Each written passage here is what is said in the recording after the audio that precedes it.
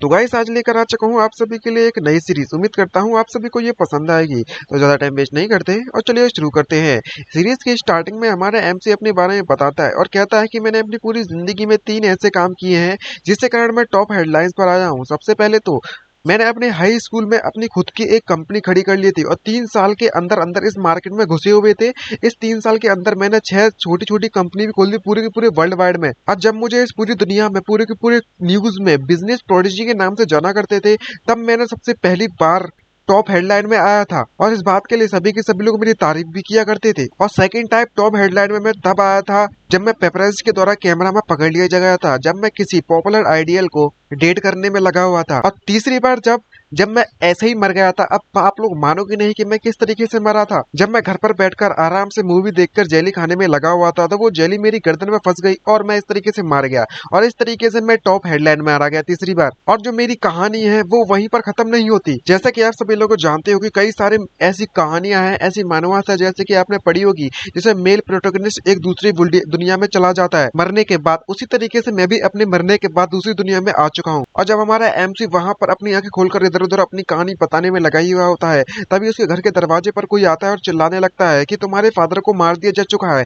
और इस बंदे का नाम स्लाइम है, यानी कि हमारे एमसी का। जिस बात को जानने के बाद स्लाइम यानी कि हमारा एमसी बिल्कुल भी रिएक्ट नहीं करता और क्या लगता है क्या मेरे फादर भी यहाँ पर आ चुके हैं इस दुनिया में। जब स्लाइम इस तरह की बकवास करता है तो उसका जो साथी उसे बुलाने आया था उससे क्या लगता है कि तुम इस तरह की बकवास करना बंद करो और तुम जल्दी से मेरे साथ चलो। और तभी हमारा एमसी भी उसके साथ चलने के लिए तैयार हो जाता है। तभी वहां पर वो लोग पहुंच जाते हैं। यहाँ पर कई सारे लोग खड़े होते हैं और कहते हैं, वो मन में सोचते बताया लगता है, जैसा कि आप सभी लोग देख सकते हो, मैं इस बॉडी के अंदर आ चुका हूँ इस दुनिया में उस डायमेंशन ट्रेवल करने के बाद। और जिस बॉडी में आया हूँ उस बंदे का नाम स्लाइम है। और मेरे इस दुनिया में आने के पहले दिन ही इस बॉडी के ओनर यानी कि इस स्लाइम के फादर को ट्रेजन के लिए इल्जाम लगा दिया गया और इसलिए इसे फांसी पर लटका दिया गया, जिसके कारण इसके फादर मारे जा चुके हैं। लेकिन सच सच बताऊं तो ये मेरे फादर नहीं है, इसलिए मुझे इनके लिए कुछ भी महसूस नहीं होने में लगा हुआ है। और मेरा असली नाम तो जी लिंक था, इसलिए मुझसे मेरा इससे कुछ भी लेना देना नहीं है। और जब स्लाइम उसे देखने में लगा हुआ होता है, तभी एक सिक्योरिटी गार्ड आकर उसे देखता है, जिससे कि उस पर कुछ डाउट होने लगता है और अपने बॉस से कहने लगता है कि बॉस जरा इस बेड को देखिए, इसको देखकर ऐसा लगता है कि जो बंदा यहाँ पर मरा हुआ है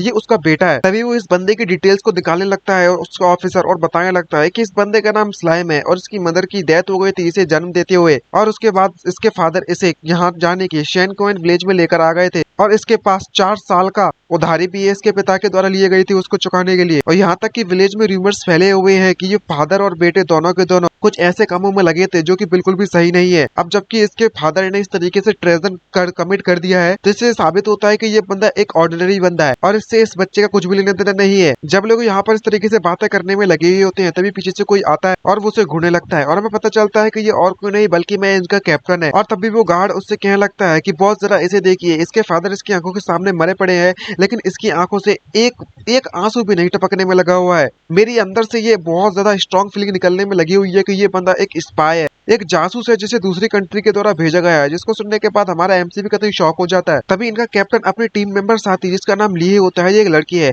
और उसके बारे में उससे बोलने लगता है कि तुम जल्दी से जाओ और इसकी एबिलिटीज को टेस्ट करके आओ और पता करो कि वाकई में ये कोई स्पाई है या फिर नहीं है, या फिर इसके अंदर किस तरह की मैजिक एबिलिटी है, या फिर इसकी इंटेलिजेंस काफी ज्यादा हाई है। तभी ली है उसकी बात को मान लेती है और उसकी एबिलिटीज को चेक करने के लिए आगे बढ़ने लगती है, जिसको देखकर हमारा एमसी पूरी तरीके से कंफ्यूज होता है और उसको कुछ भी समझ नहीं आ रहा होता कि चल क्या रहा है ये सब। तभी लिए हमारे एमसी के पास जाने के बाद उसका हाथ उससे मांगने लगती है, जिसको देखने के बाद एमसी पूरी तरीके से कंफ्यूज हो जाता है। तो वो जबरदस्ती उसका हाथ पकड़कर अपनी तरफ खींच लेती है और तुरंत उसके हाथ को लेने के बाद अपने सीने पर रख देती है, जिसको देखकर एमसी को कुछ भी समझ नहीं आने में लगा होता है और कहने लगता है मन में सोचते हुए, क्या इस दुनिया में इस तरीके से एबिलिटीज को टेस्ट किया जाता है। और जैसे ही एमसी का हाथ उसके चेस्ट पर जाता है तो वो उस जगह से रोशनी निकलने लगती है, जिसको देखकर हमारा एमसी भी काफी सरप्राइज हो जाता है और मन में सोचते हुए कहने लगता है कि बिल्कुल सही कहा, अब जबकि मैं दूसरी दुनिया में आ चुका हूँ तो इससे साफ साफ साबित होता है कि मैं इस दुनिया का प्रोटोगनिस्ट हूँ। और ये जो ऑरा निकलने में लगा हुआ है, लाइट निकलने में लगी हुई है, ये प्रोटोगनिस्ट की ऑरा है। और इससे तो गारंटी हो चुकी है कि मैं उन रेयर और यंग और हैंडसम प्रोडिजीज में हूँ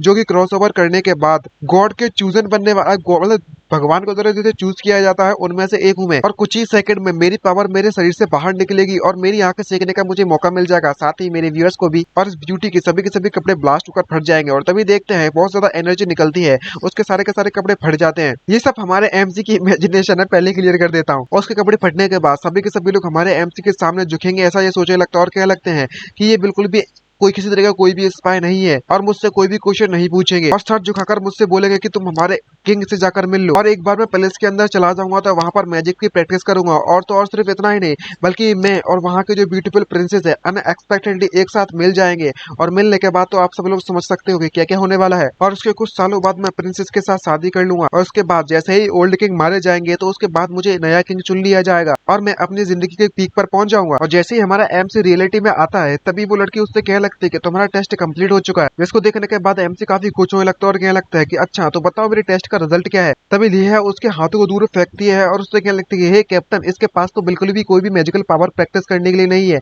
ना ही इसके पास किस तरीके की डाई एबिलिटी है। और बात करें इसके कॉम्बैट स्ट्रेंथ के बारे में तो वो सिर्फ और सिर्फ 5 है। इसकी इंटेलिजेंस के बारे में बात करें किसी ऑर्डिनरी विलेजर्स के मुकाबले में इसकी इंटेलिजेंस बहुत ही ज्यादा खराब है। सीधे शब्दों में कहें तो ये बंदा एक नंबर का कचड़ा है, किसी काम का नहीं, नल्ला है नल्ला। इसको सुनने के बाद हमारा एमसी का तो शौक हो जाता है और जितने भी सपने उसने बना कर रखे थे सभी के सभी सपने चूर चूर हो जाते हैं। इसको जानने के बाद ये इतना शौक हो जाता है कि इससे का सारे के सारे पसने छूटने लगते हैं और कहने लगता है कि आखिरकार ये कैसे पॉसिबल हो सकता है कि मेरी जो कॉम्बैट स्ट्रेंथ है वो वर्थलेस है, एकदम 5 है 5। और तो और सिर्फ इतना ही नहीं बल्कि मेरी जो इंटेलिजेंस है वो इतनी लो कैसे हो सकती है। मैं स्ट्रेंथ तो मान सकता हूँ लेकिन मेरी इंटेलिजेंस, मेरा दिमाग इतना कमजोर कैसे है। इतना शौक होते हुए वो लिया भी उसे देख रही होती है तभी हमारा एमसी कहने लगता है कि ऐसा पॉसिबल हो सकता है कि मेरी सारी की सारी एबिलिटीज को कंट्रोल कर रखा गया है, यानी कि छुपी हुई है मेरे बॉडी के अंदर। या फिर ऐसा पॉसिबल हो सकता है कि मेरे बॉडी के अंदर एक पोर्टेबल फार्मेसी है या फिर जो मेरी बॉडी है वो किसी 9-tailed फॉक्स की जितनी पावरफुल है। अगर मुझे अपने आप को पावरफुल बनाना है तो क्या मुझे डेविल फ्रूट को सर्च करना पड़ेगा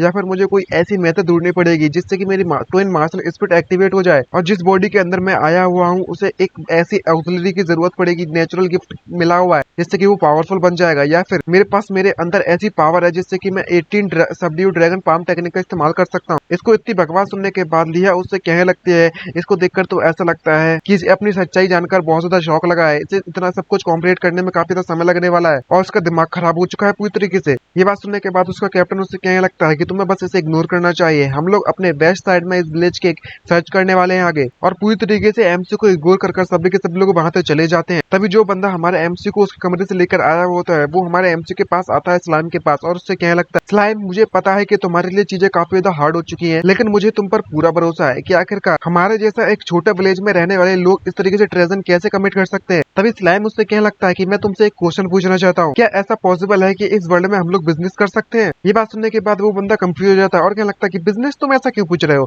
ऑफ कोर्स तो यहाँ पर हम लोग बिजनेस कर सकते हैं जब तक तुम्हारे पास इनफ गोल्ड और सिल्वर कॉइन्स मौजूद है, जब तक तुम किसी भी तरीके से बाय एंड सेल कर सकते हो। ये बात सुनने के बाद स्लाइम काफी ज्यादा खुश होता है और कहने लगता है कि ये तो वंडरफुल है, अगर यहाँ पर पैसा है तो यहाँ पर मार्केट भी होगी और यहाँ पर मार्केट है तो मेरी उम्मीद भी जगी रहेगी। और वो वहाँ पर उम्मीद से खड़ा हो जाता है जिसको देखकर वो बंदा शॉक हो जाता है और कहने लगता है कि मेरे पास जितनी भी एसेट्स या फिर जितनी भी क्रेडिट्स मौजूद है मैं सभी के सभी इस स्लाइम के नाम पर जितनी भी जायदाद या फिर प्रॉपर्टी पैसा वगैरह मौजूद है सारा का सारा को मैं कैश में कन्वर्ट करना चाहूंगा और उसके बाद मैं अपना एक जिंदगी की नई शुरुआत करने के लिए बड़ी सिटी में जाना चाहूंगा। सबसे पहले तो तुम्हें अपनी जिंदगी में एक छोटा गोल सेट कर लेना चाहिए, जब तक मैं इस दुनिया में मौजूद हूँ तो चाहे कुछ भी हो जाए मेरा जो टारगेट है वो सिर्फ और सिर्फ इतना ही नहीं बल्कि मेरा जो स्टार्टिंग टारगेट है वह है 100 मिलियन रुपया, आई मीन जो भी करेंसी है उसकी 100 मिलियन कमाने की है। तभी कैप्टन का चेला उसके पास आकर उससे कहने लगता है कैप्टन, हमने आसपास के पूरे वेस्टर्न विलेज को पूरी तरीके से सर्च कर लिया है लेकिन हमें यहाँ पर कुछ भी आउट ऑफ ऑर्डिनरी कुछ भी नहीं मिला हुआ है जिस पर हम लोग शक कर सके। जिसको सुनने के बाद उसका कैप्टन उससे कहने लगता है कि हम अगर ऐसी बात है तो हमारी जो जर्नी है यहाँ पर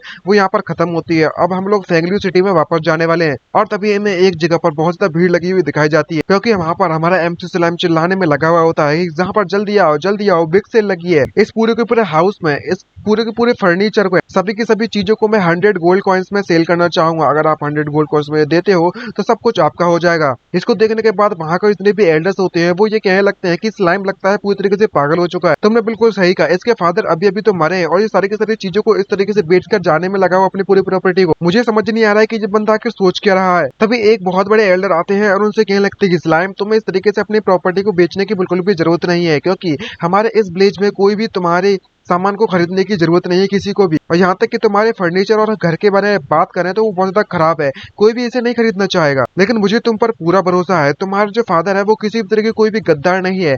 जब तक ये ओल्ड मैन यहाँ पर मौजूद है, जब तक तुम्हारे बारे में कोई भी बुरा या फिर कुछ भी ऐसा नहीं कहेगा जिससे कि तुम्हें कोई परेशानी हो। और आखिरकार तुम्हारे पास क्या ही लिटिल मनी बची होगी, तुम्हारे फादर ने क्या ही छोड़ा होगा, और जितना भी पैसा बचा था वो आखिरकार उन मर्सनरीज के द्वारा ले जा चुका है। अब तुम्हारे पास कुछ भी नहीं बचा। और तभी वो अपनी पॉकेट से निकालने के बाद वह दद्दू हमारे एमसी स्लाइम को 100 गोल्ड कॉइंस वैसे ही दे देता है और कहने लगता है कि तुम इस पैसे का इस्तेमाल कर सकते हो अपने फादर के अच्छी तरीके से डिसेंट बरेल करने के लिए, और उसके बाद तुम अपनी जिंदगी में एक अच्छी वाइफ ढूंढकर शादी कर अपने आप को सेटल कर लेना। इसको देखने के बाद एमसी का तो शॉक हो जाता है और उसका धन्यवाद कहने लगता है, और मन में सोचते हुए कहने लगता है कि भले ही जैसा कि मैंने प्लान किया था उस तरीके से ये सब नहीं गया, लेकिन फिर भी मुझे 100 गोल्ड कॉइंस मिल चुके हैं। कुछ देर पहले मैंने इस वर्ल्ड की करेंसी के बारे में इंक्वायर किया था, इस विलेज में किसी से पूछा था, और अपेरेंटली इस वर्ल्ड की जो करेंसी है वो 3 टाइप में बांटी गई है, गोल्ड, सिल्वर एंड कॉपर में। और बात करें इन 3 टाइप की करेंसी के बारे में तो एक गोल्ड की कीमत है वो कम से कम 10 सिल्वर कॉइन्स की बराबर है, और एक सिल्वर कॉइन की कीमत है 100 कॉपर कॉइन। अब जबकि जो 30 कॉपर कॉइन्स एक ब्रेड खरीदने के लिए जरूरत पड़ती है, तो इसकी जो नेशनल इनकम एवरेज होगा वो कम से कम 300 गोल्ड कॉइन होगा पर ईयर के हिसाब से। तभी वे दद्दू सभी के सभी लोगों को हमारे स्लाइम के यानी कि एमसी के घर से बाहर भगा देते हैं। और हमारा एमसी पैसा देखने के बाद मन में सोचते हुए कहने लगता है कि अगर मैं किसी बिग सिटी में जाना चाहता हूँ तो मेरे लिए 100 गोल्ड कॉइन्स काफी नहीं होने वाले। तभी उसका साथी स्लाइम को बुलाने के लिए उसकी तरफ आता है, तो वह अंदर देखता है कि हमारा एमसी वहां पर अपनी तैयारियां करने में लगा हुआ था वहां पर जाने के लिए। और वो बंदा पूछने लगता है इसको देखते हुए कि तुम वाकई में इस विलेज को छोड़कर जाने वाले हो क्या? तभी स्लैम उससे क्या लगता है कि तुमने बिल्कुल सही सुना है, मैं इस जगह को छोड़कर जाने में लगा हूँ किसी बिग डेवलपिंग सिटी में, जहाँ पर मैं और ज्यादा पैसे कमा सकूं। जिसको सुनने के बाद वो बंदा काफी उदास हो जाता है और कहने लगता है कि मुझे एक बात समझ नहीं आ रही है, तुम अपना सब कुछ छोड़कर अचानक से इस जगह को छोड़कर कैसे जा सकते हो? विलेज एंट्रेंस पे जो अजय रहती है वो तुम्हारे बचपन से लेकर अभी तक तुमसे प्यार करती है काफी समय से। मुझे इस बात पर पूरा भरोसा है कि तुम्हें यहाँ पर रुकना चाहिए था, ऐसा मुझे लगता है कि तुम्हें यहाँ पर रुकना चाहिए और थोड़ी बहुत क्राफ्ट सीखने के बाद तुम अजय के साथ शादी कर अपने आराम से जिंदगी को सेट कर सकते हो। ये बात सुनने के बाद स्लाइम उससे कहने लगता है कि अगर ऐसी बात है तो तुम आजन को आके उनके पास जाने दो। अगर वो पूछती है इस बारे में तो तुम डायरेक्टली उसे जाकर कह सकते हो कि मैं उसे बिल्कुल भी पसंद नहीं करता। हे फ्रेंड, इससे बढ़िया है कि तुम मुझे यहाँ पर परस्यू करने में लगे हुए हो कि मैं यहाँ से छोड़कर इस जगह को ना जाऊँ।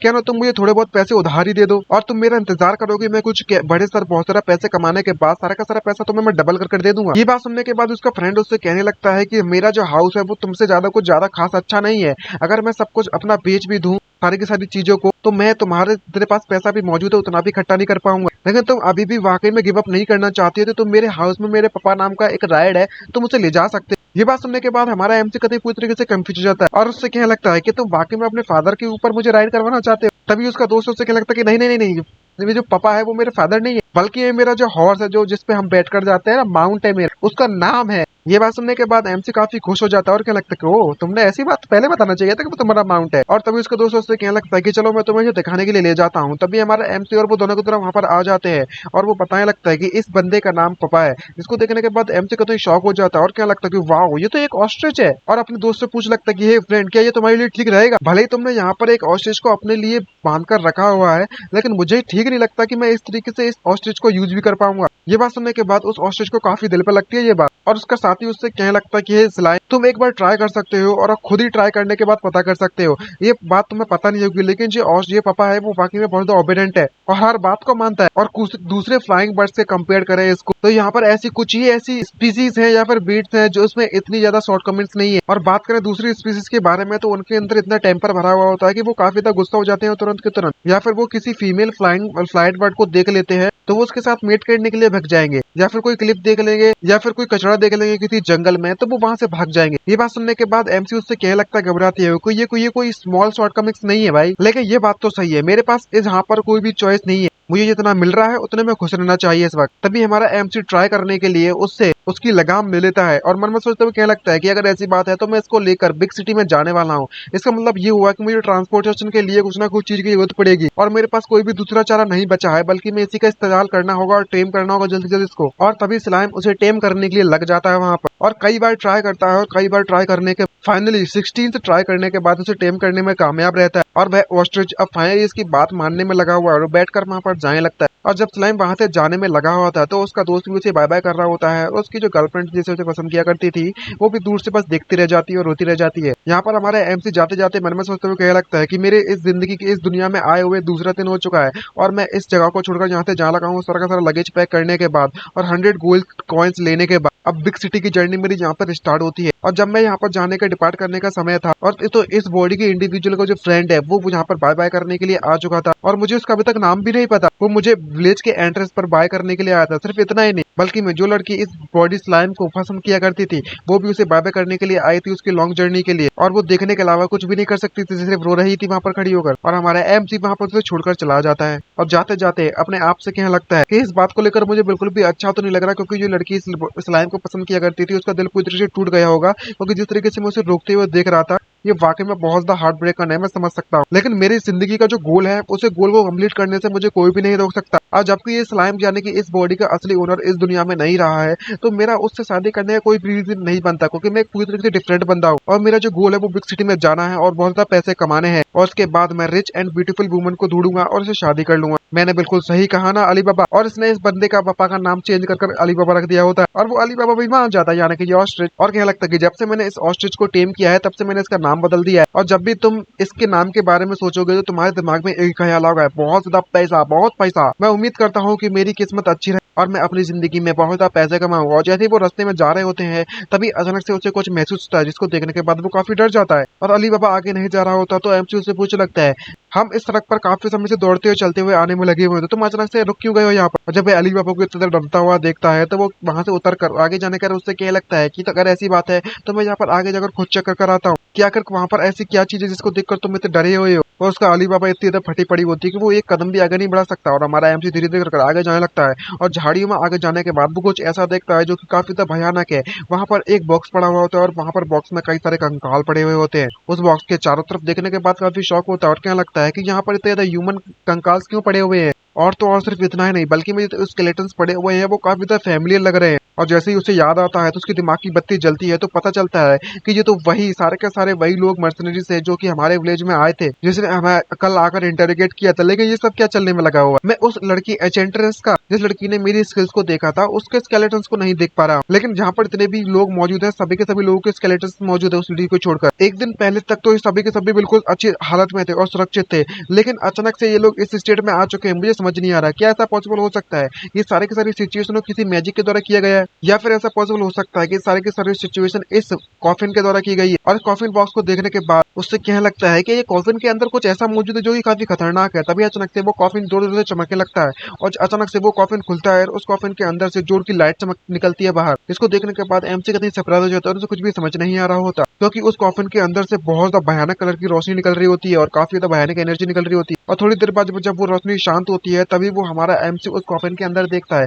तो उसे पता चलता है कि उस कॉफिन के अंदर एक लड़की है जो कि पूरी तरीके से फ्रीज हुई पड़ी हुई होती है जिसको देखने के बाद पूरी तरीके से कंफ्यूज होता है और कुछ समझ नहीं आ रहा होता कि चल क्या रहा है। और तभी हमारे एमसी की क्यूरियोसिटी काफी ज्यादा आगे आ जाती है और वो आगे पता लगाने के लिए कि आखिरकार ये लड़की है कौन वो आगे की तरफ जाने लगता है जहाँ पर उस लड़की के हाथों के तरफ एक रिंग रखी होती है जिसको देखने के बाद वो पूरी तरीके से कंफ्यूज हो जाता है और इधर उधर देखने लगता है चारों तरफ और कहने लगता है कि एक ब्यूटी इस कॉफिन में सोने में लगी हुई है और वो भी उसके चारों तरफ इतने ज्यादा स्केलेटन्स पड़े हुए हैं। कोई फर्क नहीं पड़ने वाला कि आखिरकार ये कितनी ज्यादा ब्यूटीफुल दिखती है लेकिन मेरे दिमाग में सिर्फ और सिर्फ एक ही ख्याल आता है कि ये सिचुएशन बहुत ही सिनिस्टर और काफी ज्यादा भयानक है। तभी उसके दिमाग की बत्ती जलती है और कहने लगता है कि अगर मैं स्केलेटन्स के बारे में सोचूं तो यहाँ पर इनकी जो जितनी भी चीजें हैं वो सभी के सभी अनडैमेज्ड पड़ी हुई है और मैं इन सभी के सभी आइटम्स को रीयूज कर सकता हूँ। और थोड़ी देर बाद दिखाया जाता है कि वो सारे के सारे आइटम्स को एक साथ कलेक्ट कर लेता है और कहने लगता है कि जितने भी लोग यहाँ पर मारे जा चुके हैं मैं उम्मीद करता हूँ कि तुम सभी के सभी लोग मुझे माफ कर दोगे लेकिन मैं तुम्हारे सारे के सारे आइटम्स को ले जाने वाला हूँ। और काफी ज्यादा थक चुका होता है तो आइटम्स को कलेक्ट करते करते और क्या लगता है कि यहाँ पर इतने ज्यादा वैल्यूएबल आइटम्स तो नहीं मौजूद थे। और तभी उसकी नजर उस कॉफिन की तरफ जाती है और क्या लगता है कि ओह मैं तो इसके बारे में भूल ही गया क्योंकि इस लड़की के पास जो रिंग पड़ी होती है उस पर उसकी नजर जा रही होती है। तो हमारा एमसी उस रिंग को हासिल करने के लिए अपना हाथ उसकी तरफ बढ़ाता है और क्या लगता है कि ये रिंग जरूरी बहुत ज्यादा वैल्यूएबल होगी। और जैसे ही वो उस रिंग को टच करता है तभी अचानक से उस रिंग में से अजीब तरीके की रोशनी निकलने लगती है और वो रिंग हवा में उड़ने लगती है जिसको देखने के बाद एमसी पूरी तरीके से सरप्राइज हो जाता है। और तभी उसमें से बहुत ज्यादा एनर्जी निकलती है उस रिंग में और वो रिंग अचानक से अजीब तरीके की बिहेवियर करने लगती है और आसपास उसके इतना भी सामान पड़ा होता है उसे एब्जॉर्ब करने लगती है वह रिंग। और सिर्फ इतना ही नहीं बल्कि मैं उस रिंग के जिस पर ये लड़की पर जो रिंग रखी होती है उस लड़की के माथे पर बटरफ्लाई का निशान होता है, वह बटरफ्लाई का निशान अचानक से रेड कलर में चमकने लगता है और वो पूरी की पूरी लड़की वहां से गायब होने के बाद उस रिंग के अंदर चली जाती है और उसके बाद सब कुछ वहां पर नॉर्मल हो जाता है। इसको देखने के बाद एमसी पूरी तरीके से कंफ्यूज होता है और क्या लगता है कि कॉइन्स, वेपन्स, आर्मर और साथ साथ ये लड़की, सभी के सभी लोग इस रिंग के द्वारा सर्च कर लिए जा चुके हैं, अंदर जा चुके हैं। ये तो वाकई में बहुत सरप्राइजिंग वाली बात है। क्या ऐसे पॉसिबल हो सकता है कि ये रिंग को मुझे हेवंस के द्वारा प्रोवाइड करवाया जा चुका? तभी वो अपने अलीबाबा की आवाज सुनता है तो वो ज्यादा ध्यान नहीं देता और अपने उस रिंग को अपने हाथों में पहन लेता और वहां से जाने लगता है अपने अलीबाबा को लेने के बाद। और क्या लगता है कम से कम इस रिंग को मैंने अपने साथ ले लिया है क्योंकि इस रिंग ने मेरे सभी के सभी आइटम और उस लड़की को अपने अंदर समेट लिया है और मैंने अपनी जर्नी को वहां पर स्टार्ट किया। और उसी तरीके से तीसरे दिन जहां पर मुझे बहुत ज्यादा लंबी जर्नी के बाद और फाइनली इतनी दूर तक चलने के बाद इतने समय तक वो फाइनली बिग सिटी फैंगलूम में पहुंच जाता है। और जैसे ही वो उस बिग सिटी के अंदर जाता है तो वहां जाने के बाद देखता है कि हर तरफ बहुत ज्यादा चहल पहल मची रहती है। इसको देखने के बाद वह काफी खुश हो जाता है और कहने लगता है कि अच्छा तो ये है सबसे ज्यादा बिग सिटी फैंगलूम, मैंने इसके बारे में काफी कुछ सुना है। और कई सारे लोगों को कई सारी मार्केट में चीजें खरीदते हुए देखता है तो वो काफी ज्यादा खुश भी होता है और कहने लगता है कि जहां पर इतनी भी शॉप्स हैं सभी की सभी एक्टिविटी से बूमिंग करने में लगी हुई हैं, यानी कि बहुत ज्यादा कस्टमर सभी दुकानों पर आने में लगे हुए हैं। और तभी एक राइनोसोरस को देखता है तो वो कहने लगता है कि जो माउंट है वो मेरे इस ऑस्ट्रिच से काफी ज्यादा बेटर है, मैं फ्यूचर में इसके इस जैसा माउंट जरूर खरीदूंगा। जिसको देखकर इस अली बाबा को बहुत ज्यादा गुस्सा आने लगती है। तभी स्लाइम की नजर वहां पर लड़कियों पर जाती है। इसको देखने के बाद वह काफी खुश हो जाता है और कहने लगता है कि वाओ यहाँ पर कितनी ज्यादा ब्यूटीज मौजूद है। कुछ इस विलेज में मैं था, उस विलेज के मुकाबले में तो यहाँ पर कतई कतई एक नंबर की ब्यूटीज है और वो तीनों की तीनों लड़कियां हमारे एमसी से हाई कहने लगती हैं। जिसको देखने के बाद हमारा एमसी का तो लट्टी हो जाता और शर्माने लगता है और मन में सोचते हुए कहने लगता है कि मेरे जो ओरिजिनल वर्ल्ड था यहाँ पर सिर्फ और सिर्फ ह्यूमन ब्यूटीज मौजूद थी, लेकिन इस वर्ल्ड के अंदर तो एल्फ मौजूद है, बीस्ट वुमन मौजूद है, जैसा कि मैंने उम्मीद किया था एक अनदर वर्ल्ड से, यहाँ पर हर तरीके की लड़कियां मौजूद है। तभी हमारे एमसी की नजर किसी ऐसी चीज पर जाती है इसको देखने के बाद वो काफी शौक हो जाता है, जिससे कि वो अली बाबा की पूंछ पर पैर रख देता है और वो अली बाबा काफी शौक हो जाता है। और तभी हमें पता चलता है कि हमारा एमसी की नजर कहीं और नहीं बल्कि में एक ऐसे इलाके पर जाती है जो कि एडल्ट्स के लिए होता है। आप समझ गए होगा कि ये कौन सा इलाका है, साकिबस का इलाका। जिसको देखने के बाद एमसी की मुंह में लार टपकने लगती है और वो काफी खुश हो जाता है और क्या लगता है कि ये तो एक अदर वर्ल्ड अडल्ट बिजनेस है ना। जिसको देखने के बाद एमसी काफी खुश हो जाता और तभी उनमें से एक साकिबस की नजर हमारे एमसी पर जाती तो वो उसे क्यूट तरीके से इनवाइट करने लगती है अपने इस होटल में और कहने लगती है कि तुम अंदर आकर देखना चाहोगे। और स्लाइम इतनी गंदी तरीके से उसके चाल में फंस जाता है कि उसे बिल्कुल भी कंट्रोल नहीं कर पाता अपनी बॉडी में और कहने लगता है कि बिल्कुल मैं अंदर जाकर देखना चाहूंगा। तभी वो लड़की स्लाइम को अंदर ले जाने लगती है और उससे कहने लगती है कि तुम प्लीज अंदर आओ। हमारा एमसी मन में सोचते हुए कहने लगता है कि मैं यहाँ पर फालतू की चीजें काम करने के लिए नहीं आया हूँ बल्कि मैं रिसर्च करने के लिए आया हूँ अपनी बिजनेस अपॉर्चुनिटी के लिए। और शायद इनकेस मुझे फ्यूचर में अगर इस तरीके का कोई बिजनेस खोलने की जरूरत पड़ी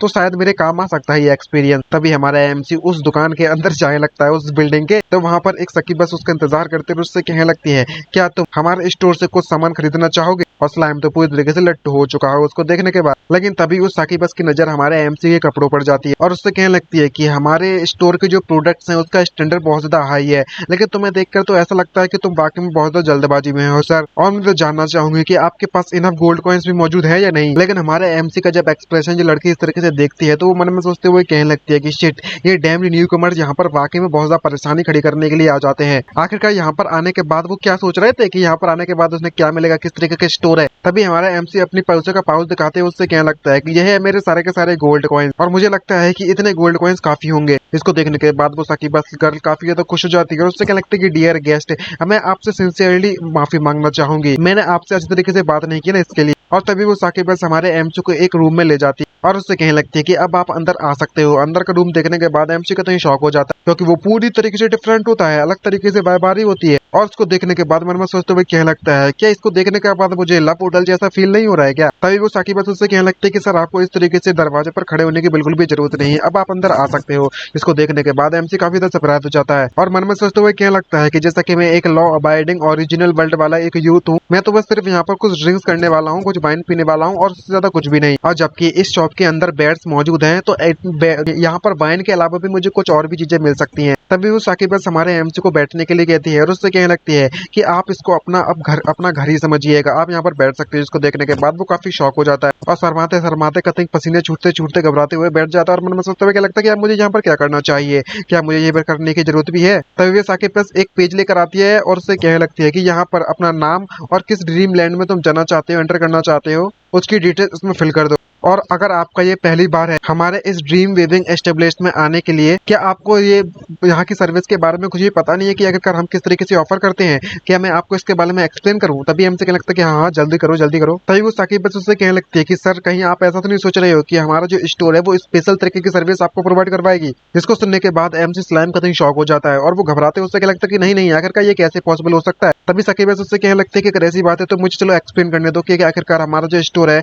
वो किस तरीके की सर्विस को प्रोवाइड करवाता है। और वो कहने लगती है कि हमारा जो वर्क है वो सिर्फ और सिर्फ इतना है कि हम अपने गेस्ट को कंपनी करते हैं जब वो ड्रिंक करते हैं, क्योंकि हम जो साकिब है वो बिल्कुल भी ड्रिंक नहीं हो सकते। तो हम अपने गेस्ट को तब तक पिलाते रहते हैं जब तक वो पूरी तरह से ड्रंक ना हो जाए, और उसके बाद हम उनके सपनों की दुनिया में उन्हें घुसने की परमिशन दे देते हैं, जिसमें हम लोग पहले ही उनसे पूछ लेते हैं कि आखिरकार वो किस तरीके के ड्रीमलैंड में जाना चाहेंगे, और जो भी आप जिस भी तरीके का सपना देखना चाहोगे हम उस तरीके के सपना आपको प्रोवाइड करवाने में कामयाब रहेंगे। और वो हमारे एमसी का हाथ पकड़ लेती तो हमारा एमसी पूरी तरीके से लल्लू बन जाता है। इसको देखकर तो ऐसा लगता है कि इसे बिल्कुल भी एक्सपीरियंस नहीं है, और वो घबराते उससे क्या लगता है कि जबकि ये मेरा पहला एक्सपीरियंस है तो मैं सबसे पहले एक ऑर्डिनरी ड्रीम देखना चाहूंगा। खैर ये सब छोड़ो, क्या तुम मुझे बता सकते हो कि आखिरकार इसका फीस का क्या सिस्टम है? तभी वो साकिब बस वहां से खड़ी होती है और उससे कह लेती है जबकि हमारा जो मेन रोल है उसमें हम अपने गेस्ट को ड्रिंक के लिए कंपनी करते हैं, तो हमारी इस सर्विस की जो प्राइस है वो उस वाइन की क्वालिटी पर डिपेंड करता है। इतना ज्यादा हाई क्वालिटी की वाइन तुम चुनोगे उतनी ज्यादा उसकी हाई प्राइस रहेगी, और उसी सेम टाइम पर जितना ज्यादा हाई क्वालिटी की वाइन रहेगी उतना ज्यादा हाई क्वालिटी का और रियलिस्टिक तुम्हारा सपना रहेगा। इसलिए हमारे जो इतने भी गेस्ट है वो इतना ज्यादा स्पेंड यानी कि इतना ज्यादा खर्चा करेंगे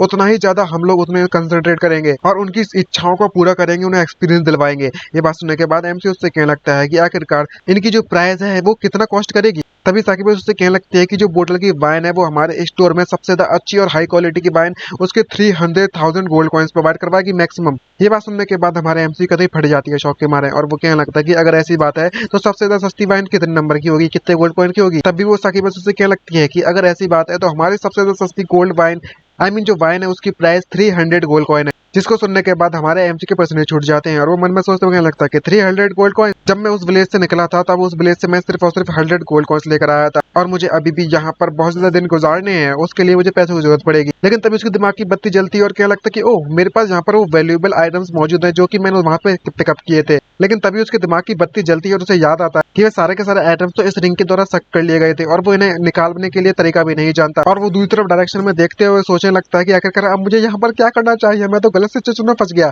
और वो साकिब बस उसे घूरने लगती है और वो समझ जाती है कि यहाँ पर कुछ ना कुछ तो गड़बड़ जरूर है, और पूरी तरीके से कंफ्यूज हो रही होती है पहले तो। और एमसी मन में सोचते हुए कहने में लगा होता है कि ये तो वाकई में बहुत ज्यादा बुरी खबर हो गई है, मेरे पास इतने ज्यादा कॉइन्स गोल्ड कॉइन्स मौजूद नहीं है और मैं अपनी वैल्यूएबल आइटम्स को भी इस रिंग के अंदर से बाहर नहीं निकाल सकता। तभी उसके दिमाग में एक ख्याल आता है कि सिंपली अगर मैं इस रिंग को बेच देता हूँ तो मुझे काफी ज्यादा पैसे मिल जाएंगे, और ये तुम्हारे इस वर्ल्ड में और इस दूसरे पहले वर्ल्ड में दोनों ही वर्ल्ड में सबसे ज्यादा बेस्ट आइडिया है। तभी एमसी की अच्छी वाली स्पिरिट आती है और उससे क्या लगता है कि तुम ऐसा नहीं कर सकते, और उसे समझाती है और उससे कहने लगती है कि अभी तुम्हारे जो करियर का पहला बिगिनिंग स्टेज है और तुम्हारा जो यहाँ पर घूमना है पैसा कमाना है तुम्हारा पहला गोल था, और तुम इस तरीके से अपने दिमाग के हालत को मत खो और अपना जो मोमेंट टेम्पटेशन है इसके बारे में ज्यादा मत सोच। अब जब तुमने अपने ओरिजिनल वर्ल्ड में जब तुम अपने कंपनी खोली थी तब तुमने सारा का सारा ध्यान अपने गोल पर दिया था और बहुत ज्यादा स्टडी की थी और बिजनेस के बारे में हर दिन सोचते रहे थे, और उसके अलावा अपनी एनर्जी तुमने कहीं भी इस्तेमाल नहीं की थी, और इसीलिए यही एक ऐसा रीजन है जो कि मेरी सक्सेस का एक कारण बना था, और इस दुनिया में आने के बाद भी यही मेरा सेम रहने वाला है, और मैं इस तरीके से अपनी जितनी भी नाइट्स हैं फ्यूचर की उन्हें इस तरीके से बर्बाद नहीं कर सकता एंजॉयमेंट में, क्योंकि इस तरीके से ड्रीम वर्ल्ड को एंजॉय करने के लिए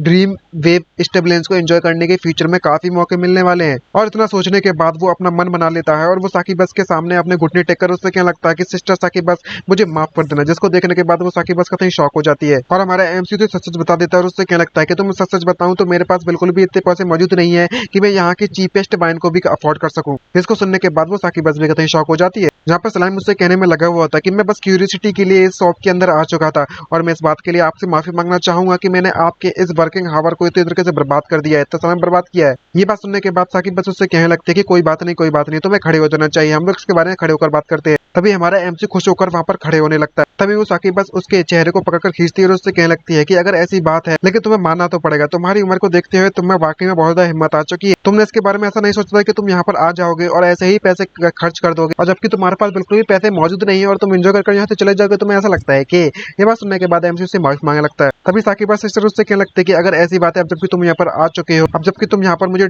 जानबूझकर टीज नहीं करना चाहते हो, इसलिए मैं तुम्हें माफ कर देती हूँ कि तुमने पहले ही माफी मांग ली थी इसलिए। ये बात सुनने के बाद एमसी उससे क्या लगता है कि मैं आपसे वाकई में माफी मांगना चाहूंगा सिस्टर साकी बेस, आपने मुझ पर दया दिखाई है उसके लिए आपका बहुत बहुत धन्यवाद।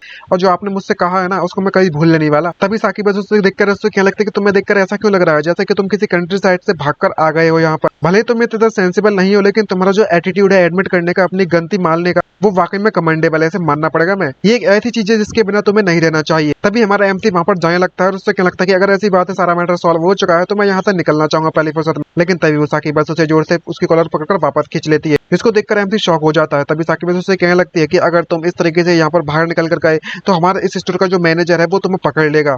इसको देखकर एमसी कतई सरप्राइज हो जाता है और साकी बस उसे एक्सप्लेन करने लगती है कि तुमने बिल्कुल सही कहा, वो बंदा कोई नॉर्मल बंदा नहीं है, तुम इस तरीके से उससे पंगे नहीं ले सकते। अगर स्टोर मैनेजर को इस बारे में पता चल गया कि तुम इस स्टेज प्लेस में काफी समय से अपना समय गुजारने में लगे हुए हो और वो भी बिना पे किए, बिना पैसे दिए, तो वो तुम्हें जरूर पकड़ लेगा और तुम्हें तब तक पीटेगा जब तक तुम्हारी एक एक हड्डी ना चूर चूर हो जाए और उसके बाद तुम्हें इस स्टोर के बाद बाहर फेंक देगा। जिसके बाद हमारा एमसी कितनी डर जाता है और वो साकिबा से माफी मांगते हैं। उससे कहने लगता है कि सिस्टर साकिबा प्लीज मेरी मदद कीजिए, मेरी जो कमजोर बॉडी है वो बिल्कुल भी इतनी मार को नहीं झेल पाएगी, आपको मेरी मदद जरूर करनी पड़ेगी। ये सुनने के बाद साकिबा उससे कहने लगते हैं कि तुम्हें वाकई में रियलाइज हो चुका है अगर मैं तुम्हारी मदद करती हूँ तो जो बॉस है वो मुझ पर गुस्सा हो जाएंगे और मेरी सैलरी से सारा का सारा पैसा डिडक्ट कर लेंगे। ये बात सुनने के बाद इस्लाम यानी कि एमसी क्यूट सा बनने की एक्टिंग करता है। उससे कहने लगता है कि अब मुझे क्या करना चाहिए अगर ऐसी बात है तो। तभी साकिबा उसे सलाह देने लगती है और उससे कहने लगती है कि अगर ऐसी बात है तो हम उस चीज को इस तरह करने वाले हैं, मैं तुम्हें एक काम दूंगी, तुम्हें वो काम करना होगा और उसके बाद में तुम काम कंप्लीट करने के बाद मैं तुम्हारी मदद करूंगी यहाँ से निकलने के लिए और तुम्हारा जो ओनर है वो भी तुम्हें नहीं पकड़ पाएगा और ऐसा करने से तुम भी बच जाओगे और मेरा काम भी पूरा हो जाएगा। जी बात सुनने के बाद सलाइम उससे क्या लगता है कि आखिरकार तुम ऐसा क्या है काम देना चाहती है मुझसे कि इतना इंपॉर्टेंट है। तभी साकिब बस इसे एक पेपर दिखाती है, उसमें एक इमेज दिखाती है और उससे क्या लगता है ये चीज है तुम्हें बस ज्यादा कुछ नहीं करना, एक शॉप पर जाना है जो कि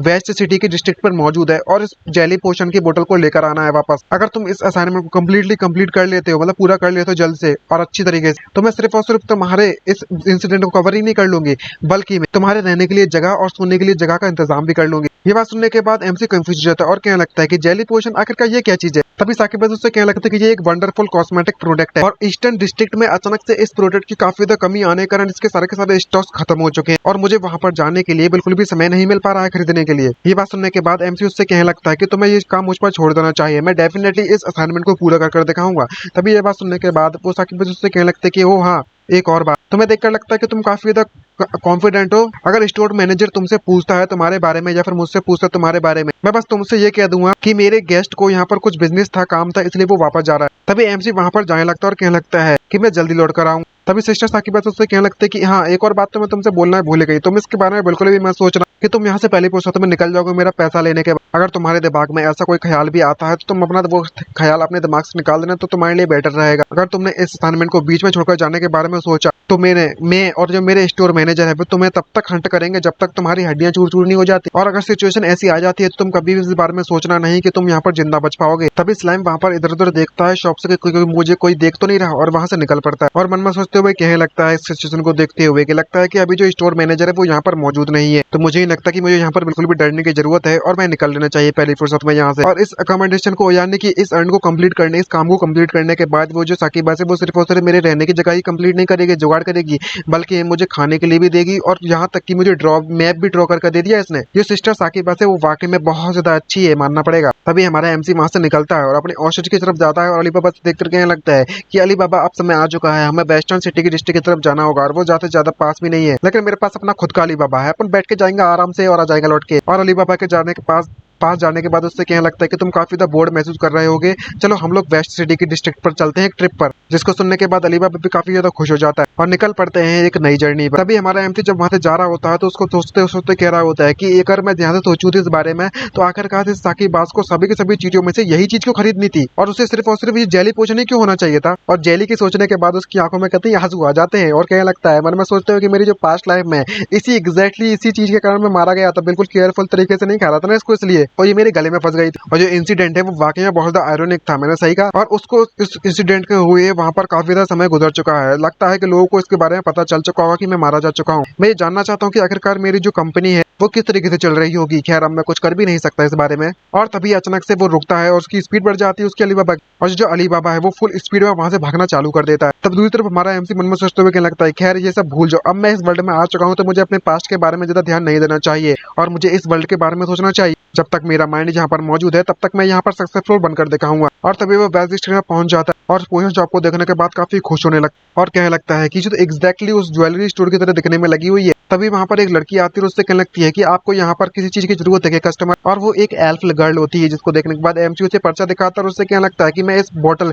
जेली पोशन को खरीदना चाहूंगा। तभी वो लड़की शर्माते हुए उससे कहने लगती है कि प्लीज यहाँ पर थोड़ी देर के लिए इंतजार कीजिए। और हमारा एमसी इस एल्फ गर्ल को देखने के बाद काफी खुश हो जाता है और कहने लगता है ये तो एक एल्फन मेडन है, ये कितनी ज्यादा क्यूट है। तभी वो लड़की उस पोशन को ढूंढने लगती है और देते हुए उससे कहने लगती है कि डियर कस्टमर ये बोतल जेली पोशन की है जो आपने रिक्वेस्ट की थी और इसकी एक बोतल की कीमत 80 गोल्ड कॉइन है। और जैसे ही वो उसको सौंपने वाली होती है तो वो जो गोल्ड बोतल होती है वो उसके हाथों से वहीं पर छूट जाती है। इसको देखने के बाद वो दोनों को दोनों कतई शॉक हो जाते हैं और वो बोतल गिरने लगती है नीचे की तरफ, जिसे बचाने के लिए वो एल्फ गर्ल नीचे की तरफ कूद जाती है उसे पकड़ने के लिए।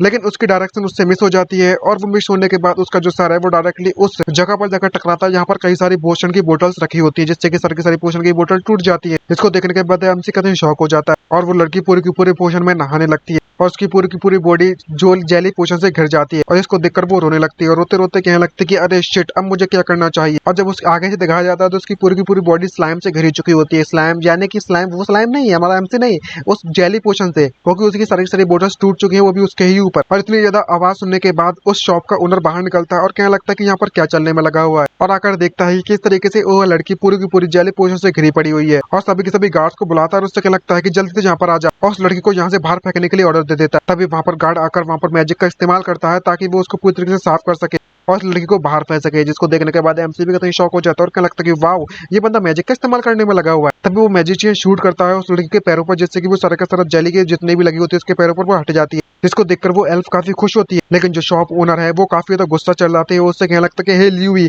तुम्हें वाकई में मेरे लिए बहुत ज्यादा परेशानी खड़ी कर दी है वापस से, अब तुम्हें मैं इस शॉप से बाहर निकालता हूँ। तुम्हें पता भी है कि आखिरकार तुमने इन दो दिन के दौरान मेरा कितना ज्यादा नुकसान किया है। और वो तभी वो एल्फ उससे माफी मांगने लगती है और उससे क्या लगता है कि मुझे माफ कर दो, मुझे माफ कर दो। जब हमारे एमसी की सिचुएशन को देखता है तो मन में सोचते में क्या लगता है कि ऐसा पॉसिबल हो सकता है कि यहाँ पर जो जेली पोशन की मार्केट में इतनी कमी है वो किसी और कारण की नहीं बल्कि मैं इसी लड़के के कारण होने में लगा हुआ है। तभी वो शॉप ओनर उस पर चिल्लाते और उससे क्या लगता है किस्मत वाली बात है कि इस फैंगलियू जिस सिटी में तुम काम करने में लगी हुई है ये पूरा पूरा डार्क इलाका है और यहाँ पर कई सारे गंदे काम भी होते हैं, इसलिए मैं तुम्हें बिल्कुल में बेच दूंगा जब तक तुम्हारी बॉडी का इस्तेमाल कर मैं सारे के सारे पैसे वसूल नहीं कर लेता। ये बात सुनने के बाद एमसी उससे क्या लगता है कि स्टोर मैनेजर आपको इस तरीके से लेसन नहीं सकना चाहिए दूसरे लोगों के सामने अपने स्टाफ को। यहाँ पर कई सारे कस्टमर्स भी मौजूद है जो कि यहाँ पर परचेज का इंतजार करने में लगे हुए हैं। ये बात सुनने के बाद वो दोनों को दोनों कतई शॉक हो जाते हैं और उस शॉप ओनर को काफी तो गुस्सा आ जाता है और उससे क्या लगता है कि आखिरकार तुम कौन हो बच्चे, तुम्हें देखकर तो ऐसा लगता है कि तुमसे यहाँ पर कुछ खरीद भी नहीं पाओगे मेरे शॉप से। ये बात सुनने के बाद एमसी भी सटक जाती है और वो अपना पैसे का पाउच निकालता है और उससे क्या लगता है कि मैं यहाँ पर सर्टेनली सी बात है कि मैं कुछ खरीदने के लिए आया हूँ तुम्हारे स्टोर में।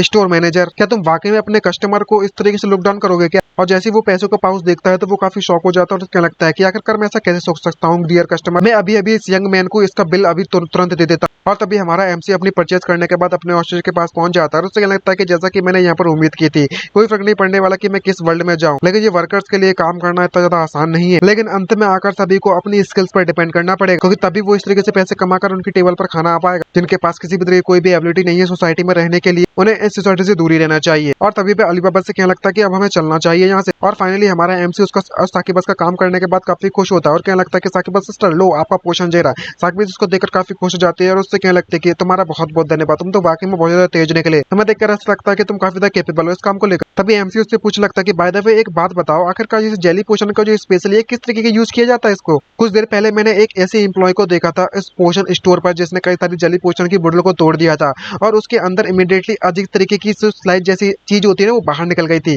और उसके बाद पूरी की पूरी सिचुएशन वाकई में बहुत ज्यादा ही समझ गए ना किस तरीके की हो गई थी। और जब इस तरीके की थॉट्स हमारे एमसी के दिमाग में आ रहे होते हैं तो वो साकिबा सिस्टर उसके सर में एक जोरदार मारती है और उससे क्या लगता है कि हे ब्रेट आखिरकार तुम ये सब क्या सोचने में लगी हुई हो और जब तक तुम इस जेली पोशन की बोतल को जमीन पर नहीं तोड़ दोगे तब तक इस तरह की सिचुएशन द्वारा नहीं होने वाली। तभी एमसी उससे क्या लगता है कि बाय द वे यहाँ पर 20 गोल्ड कॉइंस बचे हुए हैं उनका मुझे क्या करना चाहिए? तभी साकिबा उससे कहने लगती है खैर इन 20 गोल्ड कॉइंस को तुम अपने लिए रख सकते हो तुम्हारा इनाम के तौर पर। ये बात सुनने के बाद एमसी खुश हो जाता है और उससे क्या लगता है कि तुम इतने गोल्ड कॉइंस मुझे देने में लगी हुई है मेरे छोटे से काम के लिए जो कुछ ज्यादा नहीं हो गए। तभी साकिबा उससे क्या लगती है कि तुम ये डिजर्व करते हो, तुम्हें सीधे एक्सेप्ट कर लेना चाहिए। अब जबकि तुमने इस असाइनमेंट को कंप्लीट कर लिया है तो जैसा कि मैं तुमसे तुमसे वादा किया था, मैं तुम्हें ये रूम देती हूँ तुम्हें रहने के लिए, क्योंकि ये रूम वैसे भी खाली पड़ा हुआ था, तुम आज रात के लिए यहाँ पर रुक सकते हो। और वो हमारी साकी बस हमारे एमसी को उसके रूम में ले जाती है, जिसको देखकर हमारा एमसी काफी खुश हो जाता है और कहने लगता है कि ये तो काफी ग्रेट। तभी साकी बस उससे कहने लगती है कि सबसे पहले तो मैं तुम्हें वेयर हाउस में सुलाने के बारे में सोचने में लगी थी, लेकिन तुमने इतने ज्यादा ओबिडेंट निकले और मेरी हर बात को मान लिया और मेरा काम भी कर दिया है, तो मैंने सोचा कि तुम्हें थोड़ा बहुत बेटर जगह दे दी जाए। ये बात सुनने के बाद एमसी उससे कहने लगता है कि आपका बहुत बहुत धन्यवाद जो आपने मुझ पर इतनी ज्यादा दया दिखाई। तभी साकिबा सिस्टर उससे कहने लगती है कि एक बात का ख्याल रखना कि तुम रात के समय पर इधर उधर मत घूमना और जितना ज्यादा हो सके उतना ज्यादा चुप कर रहना होगा, ताकि जो स्टोर मैनेजर है वो तुम्हें डिस्कवर ना कर पाए। ये बात सुनने के बाद एमसी भी उससे कहने लगता है कि आपको चिंता करने की जरूरत नहीं है, मैं पूरी की पूरी रात इस कमरे के अंदर निकाल दूंगा, सिर्फ और सिर्फ कल ही बाहर निकलूंगा। और इस तरीके से रात हो जाती है और हमारा एमसी आराम करने के लिए बेड पर लेट जाता है और कहने लगता है कि मैंने तो इस बारे में कभी सोचा भी नहीं था कि मैं इस तरीके से अर्न कर सकता हूँ भाई साहब। और जैसे ही वो सोने के लिए अपनी आंखें बंद करता है तो उसके दिमाग में एक ख्याल होता है कि इस वर्ल्ड में लोगों के पास डाउनविंड एक्सप्रेस डिलीवरी जैसी कोई भी सर्विस मौजूद नहीं है, अगर यहाँ पर होती तो कितनी ज्यादा कन्वीनियंट होती। तभी हमारे एमसी के दिमाग की बत्ती जलती है और वो कहने लगता है कि अभी आपकी यहाँ पर कोई भी एक्सप्रेस डिलीवरी सर्विस मौजूद नहीं है इस वर्ल्ड में, तो क्यों ना मैं अपनी ही एक्सप्रेस डिलीवरी सर्विस कंपनी खोल दूं यहाँ पर, तो कैसा रहेगा। और तभी नेक्स्ट दिन का सीन दिखाया जाता है जहाँ पर हमारा एमसी जग जाता है और अपने आप को मिरर में देखने के बाद अपनी ही तारीफ करते हुए क्या लगता है कि मैं हैंडसम नहीं दिख रहा क्या कुछ ज्यादा। और जैसे ही उन्हीं पुराने कपड़ों को पहनने के लिए जाता है तो वो उनको देखकर कहने लगता है कि मेरे कपड़े कुछ ज्यादा ही फटे पड़े हुए हैं, मुझे लगता है कि सबसे पहले तो मुझे नए कपड़े खरीदने चाहिए। तभी वो बाहर जाने लगता है तो वो साकिबा सिस्टर से देख लेती है और पूछने लगती है कि तुम बड़ी जल्दी जग गए, तुम कहीं पर जा रहे हो क्या। तभी एमसी उससे कहने लगता है कि हाँ मेरा जो बिजनेस है मैं बिजनेस करने के लिए जा रहा। तभी साकिबा सिस्टर उससे कहने लगता है कि अगर ऐसी बात है तो मैं गुड लक कहना चाहूंगी तुम्हें, और जब तुम्हारे पास काफी ज्यादा पैसे आ जाए तो तुम हमारे स्टोर पर जरूर आना और हमारी सर्विस का इस्तेमाल भी जरूर करना। और तभी हमारा एमसी वहां से निकल पड़ता अपनी नई जर्नी पर और कहने लगता है अपने ऑस्ट्रिच से कि सबसे पहले तो मैं अपनी इस मार्केट को इन्वेस्टिगेट करना चाहूंगा और पूरी मार्केट के बारे में जानकारी इकट्ठी करने लगता है। और मन में सोचते हुए कहने लगता है कि भले ही जो फेंग लियू सिटी है वो पूरी की पूरी डेवलप्ड हो चुकी है इकोनॉमिकली, लेकिन यहाँ पर जो ट्रांसपोर्ट सिस्टम है वो वाकई में बहुत ज्यादा कमजोर है। अगर मैं यहाँ पर अपनी एक्सप्रेस डिलीवरी कंपनी को ओपन करना चाहता हूँ, यहाँ पर इस बात के लिए मार्केट भी तो होना चाहिए, क्योंकि इस वर्ल्ड में जो लोग जितने भी लोग हैं वो mainly courier station postman delivery small postman के द्वारा या फिर डिलीवरी सर्विस के द्वारा इस्तेमाल कर अपना पहुंचवाते हैं सामान। और अगर बहुत बड़े बड़े आइटम्स को दूसरे के पास पहुंचाना चाहते हैं तो उन्हें रिले करना पड़ता है ऑक्स हो गए, डोंकी, अर्थ ड्रैगन, ड्राइवन कार्ट, ऐसे बड़े बड़े जो जानवर है उनका इस्तेमाल करना पड़ता है। और ट्रांसपोर्टेशन के लिए इस दुनिया में कोई भी स्पेशल ऑर्गेनाइजेशन मौजूद नहीं है, तो जो सामान पहुंचाने का एक जगह से दूसरी जगह पहुंचाने का जो रफ्तार है जो समय है वो काफी ज्यादा स्लो लगता है और एक दिन के अंदर अंदर सामान पहुंचाना नामुमकिन के बराबर है अभी के लिए तो। और सेफ्टी की भी कोई गारंटी नहीं है यहाँ पर। पास्ट में जो मर्सनरीज वहां पर मारे गए थे स्टार्टिंग पॉइंट पर, उन मर्सनरी को भी किसी के द्वारा हायर किया गया होगा एक सामान को दूसरी जगह पहुंचाने के लिए, बिल्कुल सही कहा,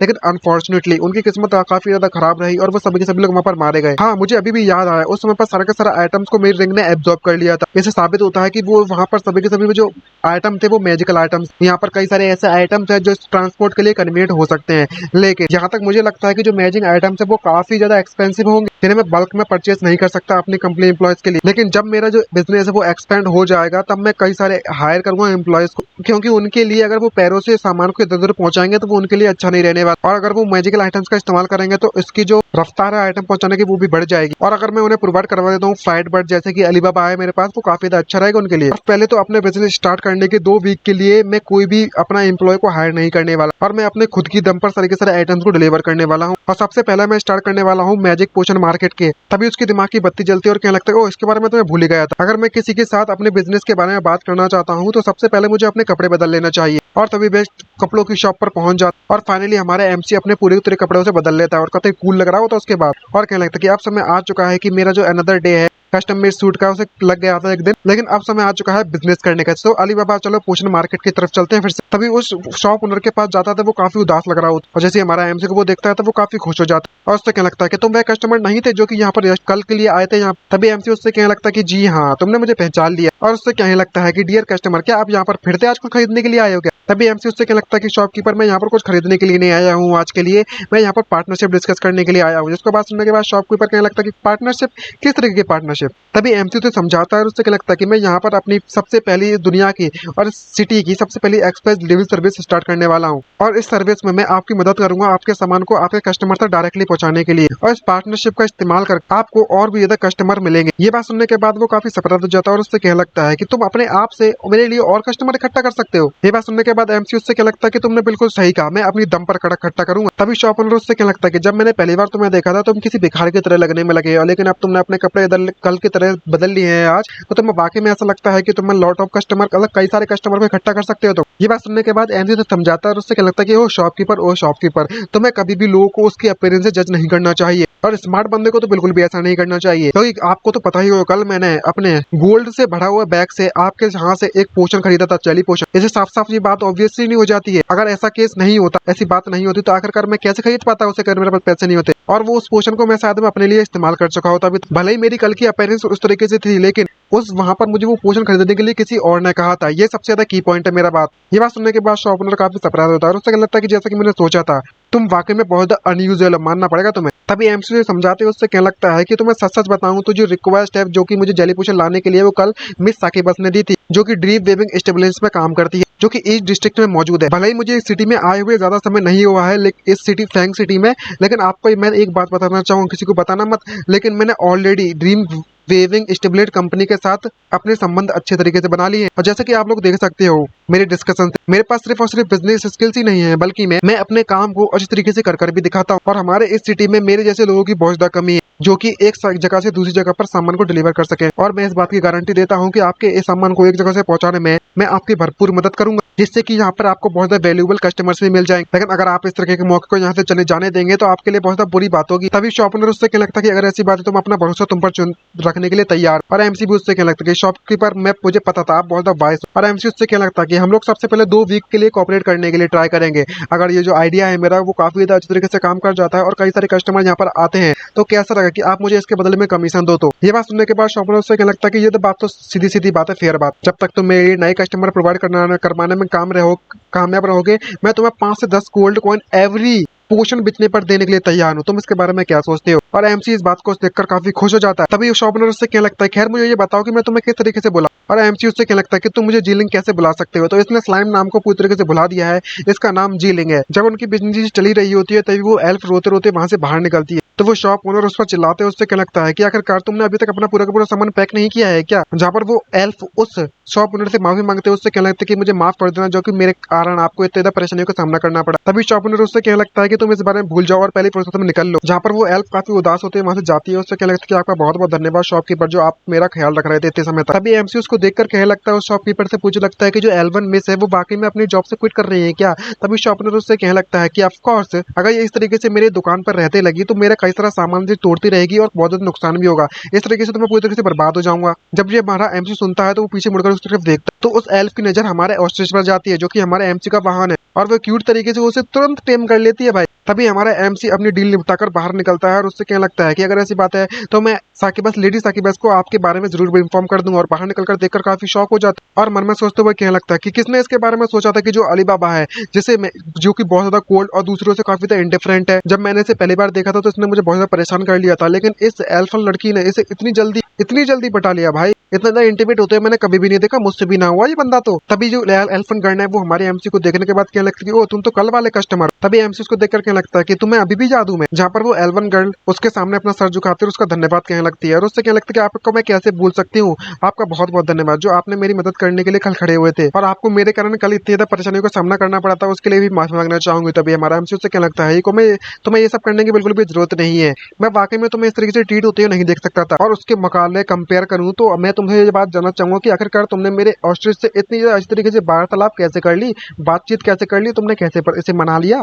तभी वो एल्फ ने उससे कहने लगता है कि ये तो ऑब्वियस बात है, क्योंकि जो एल्वन रेस है वो वाकई में बहुत ज्यादा एक्सट्रीम अफिनिटी रखती है एनिमल से कम्युनिकेट करने के लिए। सीधे शब्दों में कहे तो हम लोग जानवरों से कम्युनिकेट करने के लिए काफी ज्यादा अच्छी तरीके से बेटर माने जाते हैं अदर रेसेस के मुकाबले में। ये बात जानने के बाद एमसी के दिमाग की बत्ती जलती है और कहने लगता है मन में सोचते हुए, इनवर्ड एफिनिटी, वो भी जानवरों के साथ एनिमल्स के लिए कम्युनिकेट करने के लिए। अगर ऐसी बात है तो मुझे इसे जल्द से जल्द हायर करना होगा। तभी हमारा एमसी उसके कंधे पर हाथ रखता है तो वो एल्फ काफी ज्यादा शॉक हो जाती है और हमारा एमसी उससे कहने लगता है, क्या मैं आपसे आपका नाम पूछ सकता हूँ? तभी वो लड़की कहने लगती है कि मेरा नाम ल्यूई है और तुरंत उसे इन्वाइट करने लगता है और कहने लगता है, क्या तुम मेरे लिए काम करने में इंटरेस्टेड हो? ये बात सुनकर वो एल्फ काफी ज्यादा शॉक हो जाती है और उससे कहने लगती है कि तुम वाकई में काम करवाना चाहते हो मुझसे अपने लिए, लेकिन मैं जो भी काम करती हूँ वो सारे के सारे काम बिगड़ जाते हैं। मुझे अभी भी ऐसा लगता है कि मुझे सब कुछ क्विट कर अपने गाँव में वापस चले जाना चाहिए, होम टाउन पर। लेकिन हमारा एमसी उसे फोर्स करता है और उससे क्या लगता है कि तुम्हें इसके बारे में चिंता करने की बिल्कुल भी जरूरत नहीं है, मैं कभी भी तुम्हें ऐसा काम काम करने नहीं दूंगा जिसमें तुम बिल्कुल भी अच्छी नहीं हो। और एक और बात, मैं तुम्हें भी कभी भी तुम्हारे जो पोषण शॉप का ऑनर है उसकी तरह कभी भी चिल्लाने नहीं वाला तुम्हारे ऊपर। तुम इसके बारे में क्या सोचती हो? ये बात सुनने के बाद वो एल्फ काफी शर्मा जाते हैं और उससे लगता है अगर ऐसी बात है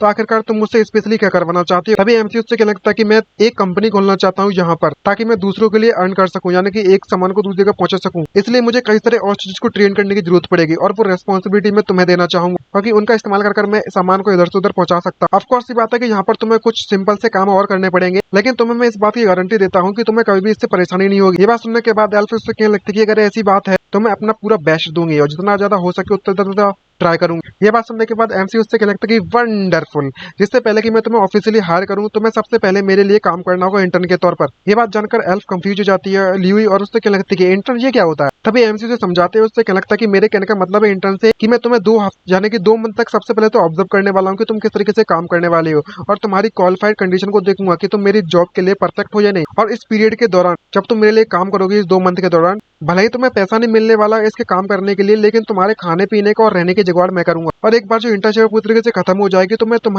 तुम्हारी सैलरी भी देना चालू कर दूंगा। ये बात सुनने के बाद वो एल्फ तुरंत एग्री हो जाती है और उससे कहने लगती है ऑल राइट, अगर ऐसी बात तो मुझे कोई भी दिक्कत नहीं है, मैं वैसे ही बहुत डिमांडिंग नहीं हूँ। जब तक मैं प्रोवाइड कर सकती हूँ तुम मुझे प्रोवाइड कर पाते हो फूड और रहने की जगह और खाने के लिए खाना, तो मैं तुम्हारे लिए काम करने के लिए तैयार हूँ। तभी हमारा एमसी एक पेपर निकालकर उससे कहने लगता है कि अगर ऐसी बात है तो तुम्हें यहाँ पर बस साइन करने की जरूरत है, अपना नाम लिखने की जरूरत है इस कॉन्ट्रैक्ट पर और तुम मेरी एम्प्लॉय बन जाओ। और वो इस एल्फ को पढ़ा लेता है उसे काम करने के लिए और वो लड़की बिना समझे साइन भी कर देती है। और एमसी कहने लगता है कि आज से और अभी से तुम मुझे बॉस जी कहकर बुला सकती है। सबसे पहले तुम्हें ऐसी जगह पर ले जाने वाला हूँ जहाँ पर हम लोग रहने वाले हैं। और वो एक होटल पर पहुंच जाते हैं जहाँ पर एमसी उससे क्या लगता है मैं तुम्हें यहाँ पर 2 लोगों के लिए रूम को बुक करना चाहूंगा। ये बात सुनने के बाद एल्फ शॉक हो जाती है, क्योंकि ये जॉइंट रूम है, यहाँ पर 2 बेड अलग अलग होते हैं लेकिन रूम एक ही होता है। एमसी उसको देखकर क्या लगता है कि ये इतना बुरा भी नहीं है, ये काफी ज्यादा जगह भी है इसमें रहने के लिए हमारे लिए। तभी एल्फ उससे कहने लगती है हमारे एमसी से, क्या हम दोनों को दोनों एक ही रूम में रहने वाले हैं? तभी एमसी उससे कहने लगता है कि ऑफ कोर्स, लेकिन हम लोग ज्यादा समय तक इस जगह पर नहीं रहने वाले, तो तुम्हें चिंता करने की जरूरत नहीं है। तभी अचानक से उस एल्फ के पेट में जोर से आवाज होने लगती है, इससे पता चलता है कि उसकी भूख लग रही है, जिसको देखकर एमसी उससे कहने लगता है कि ओह तुमने कल से कुछ भी नहीं खाया है क्या, या फिर आज खाना नहीं खाया तुमने? तभी वो एल्फ उससे कहने लगता है कि जी हाँ,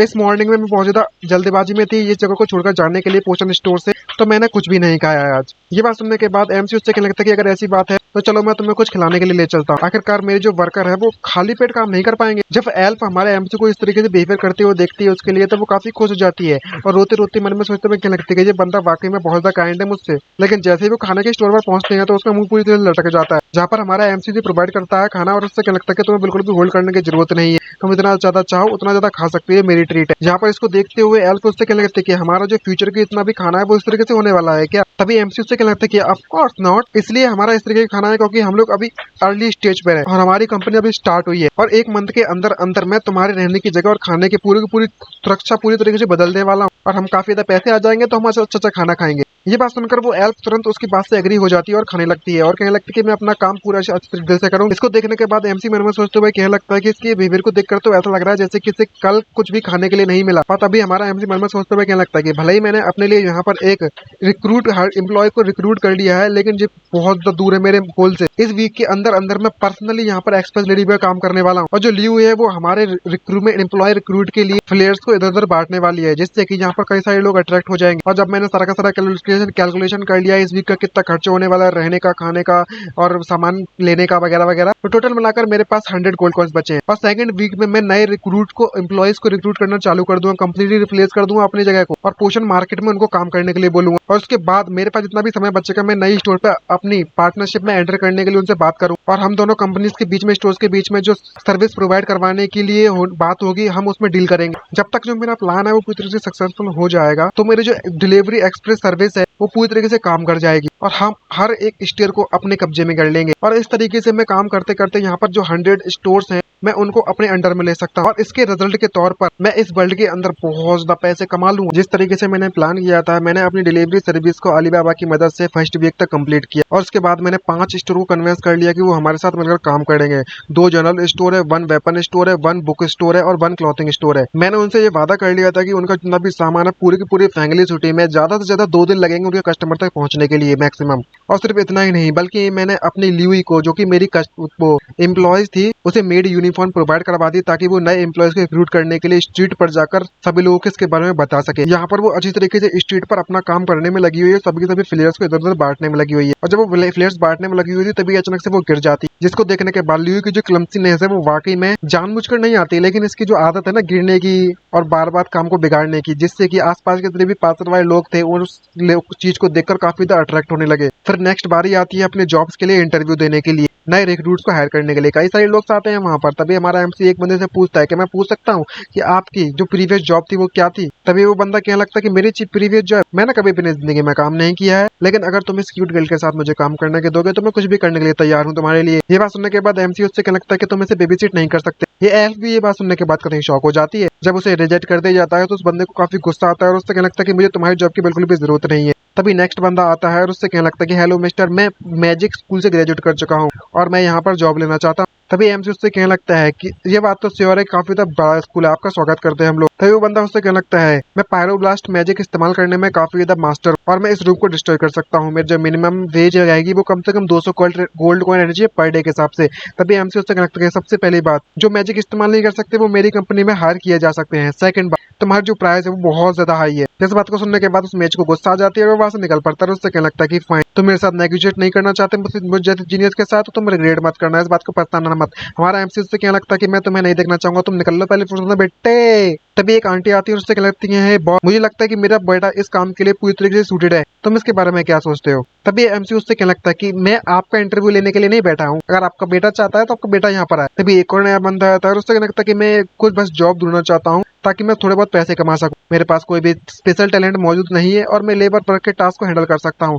एमसी उससे कहने लगता है कोई बात नहीं, तुम ट्राई कर सकते हो। तभी एक और बंदा आता है और उससे कहने लगता है कि हे लिटिल बिलो, मैंने तुम्हें देखा था कि वेपन शॉप पर प्रिपेयर करते हो एडवेंचर के लिए, अगर तुम्हें वेपन की जरूरत है क्राफ्टेड बनाने के लिए तो तुम मेरे पास आ सकते हो। जिस बात को सुनकर एमसी कहने लगता है कि मैं कोई वेपन वगैरह या फिर कोई एडवेंचर नहीं जाने वाला। तभी एक ड्रंकर्ड बंदा आता है जिसको देखने के बाद एमसी काफी ज्यादा शॉक हो जाता है। जहाँ पर ये बंदा अपनी स्टोरी सुनाते हुए उससे कहने लगता है कि मैंने अपनी जॉब खो दी, मैंने अपनी वाइफ खो दी, वाइफ के द्वारा मुझे धोखा दे दिया गया था। जब मैं काम करने के बाद एक दिन अपने घर पर वापस आया तो मैंने अपनी वाइफ को किसी और ड्रैगन ट्राइब के बंदे के साथ सोते हुए पाया, और जब मैंने उन्हें इस तरीके से काम करते हुए देख लिया था, कांड करते हुए, तो उन लोगों ने मुझे मेरे ही घर से बाहर निकाल दिया लात मार के। मैं बस एक नई जॉब ढूंढना चाहता था और मैंने कई सारे स्टोर्स पर गया लेकिन कोई मुझे हायर नहीं करना चाहता। ये बात सुनकर एमसी भी काफी सरप्राइज हो जाता है। यहाँ पर ये बंदा उससे कहने लगता है कि मेरी जो लाइफ है वो तरीके से खत्म हो चुकी है, वो पूरे तरीके से खत्म हो चुकी है, और रोते रोते खड़ा होता है। श्योरली दो कोई भी मुझे अपनी जॉब नहीं रखना चाहेगा मुझे जैसे लूजर को, और यहाँ से मैं अपनी लीव लेना चाहूंगा पहले ही। तभी हमारा एमसी उसको रोकता है, उससे कहने लगता है कि जरा एक मिनट रुको, क्या तुम सामान को एक जगह से दूसरी जगह पहुंचा सकते हो या फिर कैलकुलेशन कर सकते हो।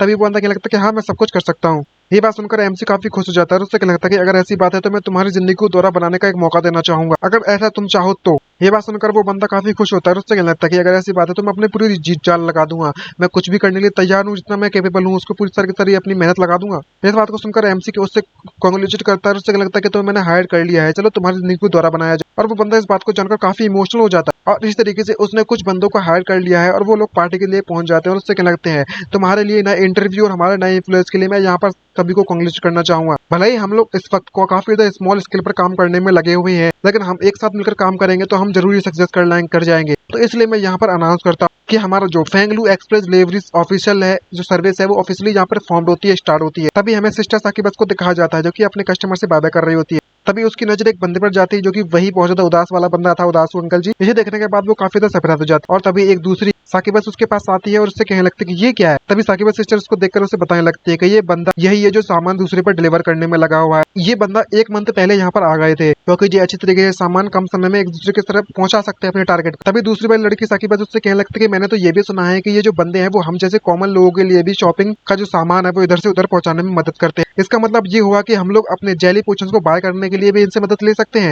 ये बात सुनने के बाद साकिबा सिस्टर उससे कहने लगती है कि ये मुझे कुछ जाना पहचाना से क्यों लगने लगा हुआ है, क्या ऐसा पॉसिबल हो सकता है। खैर भूल जाओ इसके बारे में, मुझे ज्यादा नहीं सोचना चाहिए, हमें काम करने के लिए जाना चाहिए। तभी वो बंदा अपनी एक्सप्रेस डिलीवरी से उसको पहुंचा देता है, जिसको देखकर वो लड़की काफी खुश होती है और उससे कहने लगती है तुमने तो इस सामान को सिर्फ और सिर्फ 2 ही दिन में पहुंचा दिया, ये तो काफी फास्ट था। जिस बात को देखने के बाद कई सारे लोग अट्रैक्ट होते हैं और उससे कहने लगते हैं कि हे यंग मैन, आखिरकार तुम क्या करते हो, तुम्हारे जैसे कपड़े जो पहने वो जैसे कपड़े मैंने आज तक पहले कभी भी नहीं देखे। तभी बंदा अपने बारे में बताता है और उससे कहने लगता है कि मैं फेंगलू एक्सप्रेस डिलीवरी कंपनी के लिए कुरियर की तरह काम करता हूँ और इस वक्त में जो पहनने में लगा हुआ वो मेरी कंपनी की यूनिफॉर्म है। ये बात सुनने के बाद वो दद्दू काफी ज्यादा सरप्राइज हो जाते हैं और उससे कहने लगता है तुम्हारा मतलब डिलीवरी वाली चीज है और तुम कोई भी सामान हम तक पहुंचाने में हमारी मदद करोगे। ये बात सुनने के बाद वो बंदा उसे एक्सप्लेन करता है तुमने बिल्कुल सही कहा, तुम्हें बस हमें बताने की जरूरत है कि तुम किस स्टोर पर जाना चाहते हो और जिस स्टोर पर जाओ सामान के बारे में इंफॉर्मेशन प्रोवाइड करवा दो और अपना एड्रेस दे दो और डेट बता दो और तुम्हें वहाँ पर थोड़ा सा पैसा पहले डिपॉजिट करके रखना पड़ेगा, फिर उसके बाद हम पर्सनली तुम्हारे आइटम्स को तुम्हारे घर पर ड्रॉप कर जाएंगे। ये बात सुनने के बाद दूसरा बंदा आता है, उससे क्या लगता है कि क्या होगा हमारे बारे में, अगर हम भी यहाँ पर हर वीक में ऑर्डर करना चाहेंगे तो हम भी कर सकते हैं क्या। ये बात सुनने के बाद वो बंदा उससे कहने लगता है कि हाँ तुम भी कर सकते हो, जब तक तुम अगर लॉन्ग टर्म ऑर्डर रखना चाहते हो तो हम तुम्हें हर वीक ऑर्डर कर सकते हैं, डिलीवरी कर सकते हैं। मतलब ये बात सुनने का दूसरा बंदा कहने लगता है कि ये तो काफी ज्यादा अच्छी चीज है, अगर ऐसी बात है तो मैं भी अपना ऑर्डर करने वाला हूँ कल। और वो वहाँ से बाबा कहते हुए चला जाता है कि मुझे और भी डिलीवरीज करनी है, तो आज के लिए इतना है। और उसके बाद जो फेंगलू एक्सप्रेस डिलीवरी है वो वहाँ पर स्टेब्लिश हो जाती है और वो कंपनी हर जगह स्मूथली चलने लगती है, और उसके जो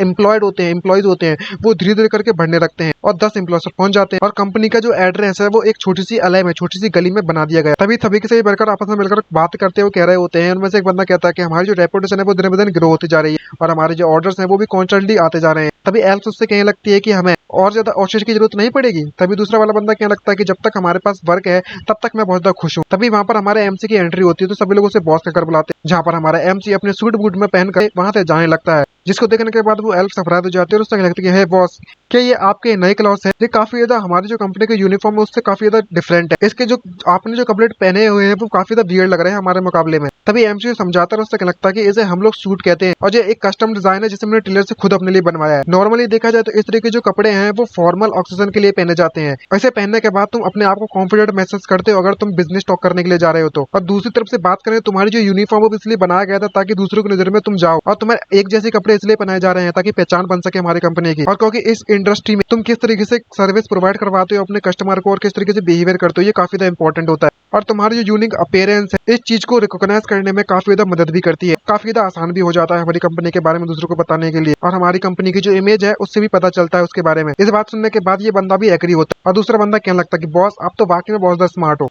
और हमारा एमसी भी कभी चने के झाड़ पर चढ़ जाता है ये बात सुनने के बाद। और तभी हमारा एमसी वहाँ पर अनाउंस करता है और उन सभी से कहने लगता है कि आज मैं सभी के सामने एक बात बताना चाहता हूँ और मैं एक नई स्ट्रेटेजी और मेरा जो नया प्लान है वो अनाउंस कर रहा हूँ तुम सभी के लिए। ये बात सुनने के बाद सभी सफराद जाते हैं। तभी वो एल्फ पूछती है कि आखिरकार तुम किस तरीके की स्ट्रेटजी के बारे में बात करने में लगी हुई हो। तभी एमसी वहाँ पर बैठता है और उससे कहने लगता है कि अगर हम लोग और भी ज्यादा पैसा कमाना चाहते हैं तो आज से और अभी से हम लोग सिर्फ और सिर्फ गुड्स या कि सामान या फिर ऐसी चीजों को डिलीवर नहीं करेंगे, बल्कि में अब हम लोग खाना भी डिलीवर करेंगे। Eat your fill food delivery department हम यहाँ पर स्टार्ट करते हैं आज से, और अभी से हम फूड डिलीवरी सर्विस भी और स्टार्ट करने वाले हैं। और इसी एक नई आइडिया के साथ इस चैप्टर की स्टार्टिंग मैं एंडिंग में यहीं पर करना चाहूंगा। उम्मीद करता हूँ कि वीडियो आप सभी को पसंद आई होगी। पसंद आएगी तो वीडियो को लाइक, चैनल को सब्सक्राइब करना मत भूलिएगा। तो हमारा जो टारगेट है सब्सक्राइब का वो कर देना कंप्लीट। अगर नेक्स्ट पार्ट चाहते हो तो आपको ये चैनल सब्सक्राइब करना पड़ेगा और वीडियो को लाइक करना पड़ेगा, और बताओ कि हाँ पार्ट चाहिए भाई साफ साफ। जो सब्सक्राइब कर देंगे सिर्फ वही कमेंट करके बता देना। अगर जो लोग कमेंट नहीं करेंगे तो समझूंगा कि भाई चाहिए ही नहीं आपको नेक्स्ट पार्ट, तो मैं सीधी सी बात एक्सप्लेन नहीं करने वाला। अपन नेक्स्ट सीरीज पे जाएंगे, इससे पता चलता है कि आपको ये सीरीज पसंद नहीं आई है, तो इसलिए आपको बताना पड़ेगा ना मुझे कि आपको ये पसंद आई ही नहीं है। तो उम्मीद करता हूँ कि आपको ये पसंद आई ही होगी, तो बताना जरूर, और किसने एक्सप्लेन किया है तो भी बताना। तो आज के लिए इतना ही, मिलते हैं नेक्स्ट वीडियो में। Bye bye, see you and signing out, और अपना ख्याल रखिएगा सभी लोग। बाय।